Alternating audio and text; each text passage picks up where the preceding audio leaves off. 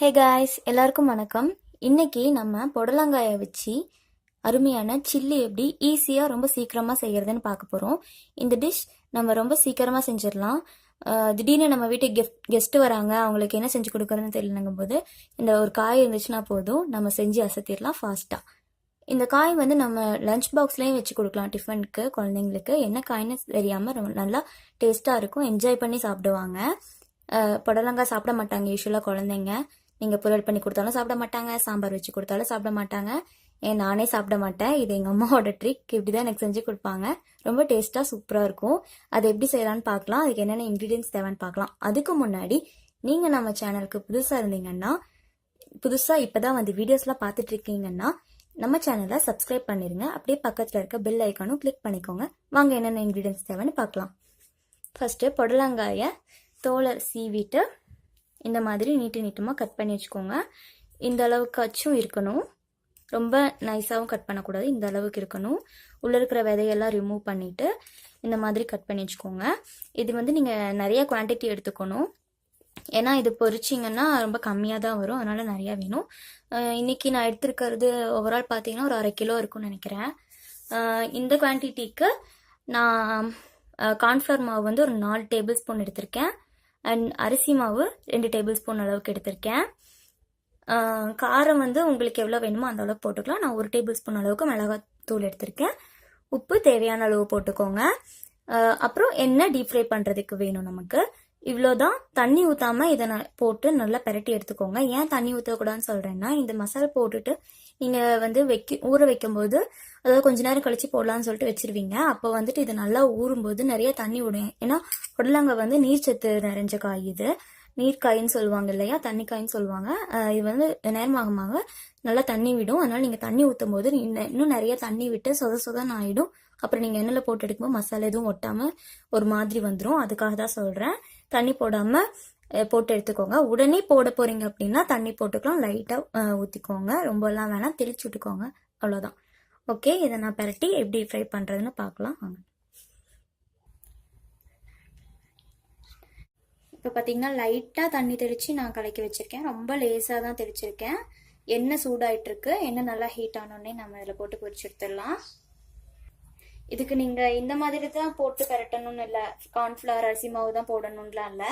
நீங்கள் chilli chicken மசாலாலாம் விற்கும் இல்லையா கடையில் ரெடிமேடாக, அதை கூட நீங்கள் வாங்கி போடலாம். எண்ணெய் காஞ்சதும் ஒவ்வொன்றா போட்டு எடுத்துடலாம். எண்ணெய் காஞ்சிருச்சு. ஸோ இப்போ நான் ஒன்றா போடுறேன்.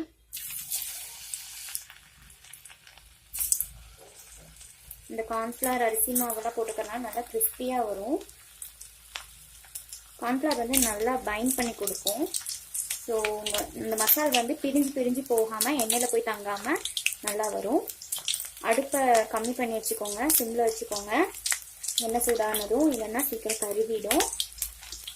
இது ரொம்ப சீக்கிரமே நமக்கு பொரிஞ்சு வந்துடும், நல்லா வெந்துடும் சீக்கிரமாகவே. ரொம்ப நேரம்லாம் இது வெந்துட்டு இருக்காது. அதனால் டக்குன்னு செஞ்சு கொடுத்துடலாம். ஈவினிங்கில் குழந்தைங்க ஸ்கூல் விட்டு வராங்கன்னா அப்போ கூட அவங்களுக்கு இதை ஃபாஸ்ட்டாக நல்லா செஞ்சு கொடுத்துடலாம். இந்த மாதிரி கொஞ்சம் கொஞ்சமாக போட்டு பொரிச்சு எடுத்துக்கோங்க. அண்ட் எப்போவுமே வந்துட்டு இந்த மாதிரி எது பொரிச்சாலுமே உடனே போட்ட உடனே நீங்கள் கரண்டி விட்டு அதை கிண்டி கொடுக்க வேணாம். அப்படி பண்ணும்போது அந்த மசாலாலாம் கரண்டியில் ஒட்டிக்கும். அப்புறம் அந்த காயிலையோ இல்லை நீங்கள் சிக்கனில் போடுறீங்களோ எதுவாக இருந்தாலும் அந்த மசாலாலாம் வந்துட்டு கரண்டியில் ஒட்டிட்டு வந்துடும்.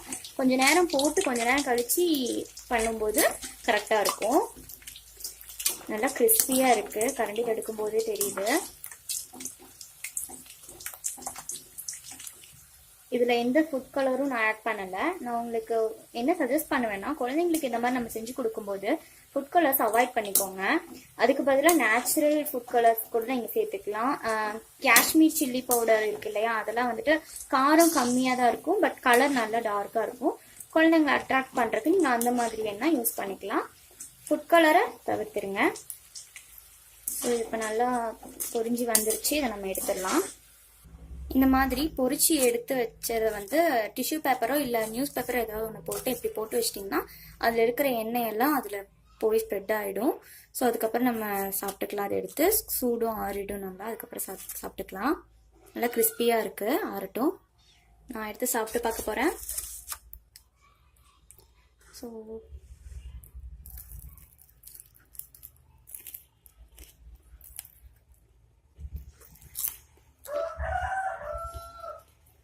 ரொம்ப கிரன்ச்சியாக சூப்பராக இருக்குது.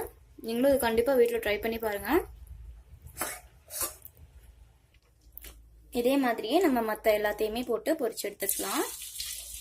இந்த வீடியோ உங்களுக்கு எல்லாருக்கும் பிடிச்சிருக்கும்னு நினைக்கிறேன். ரொம்ப டிஃப்ரெண்ட்டான வீடியோவாக இருந்திருக்கும்னு நம்புகிறேன். இது நீங்களும் உங்கள் வீட்டில் ட்ரை பண்ணி பார்த்துட்டு எப்படி இருந்துச்சுன்னு எனக்கு கமெண்ட் பண்ணுங்கள்.